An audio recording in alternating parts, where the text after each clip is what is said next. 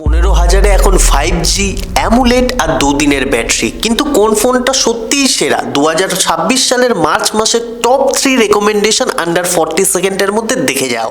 এক নম্বরে হলো মোটো G57, 7000 mAh এর ব্যাটারি, মানে পুরো দুদিনের ব্যাকআপ, স্ন্যাপড্রাগনের প্রসেসর, মিলিটারি গ্রেড ডিউরেবিলিটি, আর ভিগান লেদার ব্যাকের সাথে 13,999 টাকা হলো এই ফোনটার এখন মার্কেট প্রাইস। 2 নম্বর হলো গেমারদের জন্য IQ Z10X, দুর্দান্ত প্রসেসর, স্টেবল 5G, আর একটা প্রো টিপস, গেম খেলতে খেলতে কিন্তু ফোন হিট হয় না। এন্ড 3 নম্বর হলো Samsung M17 5G, amulet display, সুন্দর সেলফি ক্যামেরা, 6 বছরের সফটওয়্যার আপডেটের সাথে 14,999 টাকায় মার্কেট এখন রমরমিয়ে চলছে। ব্যাটারি চাইলে মোটো G57, গেম খেলতে চাইলে IQ Z10X, আর স্যামসাং এর ট্রাস্ট চাইতে গেলে M17।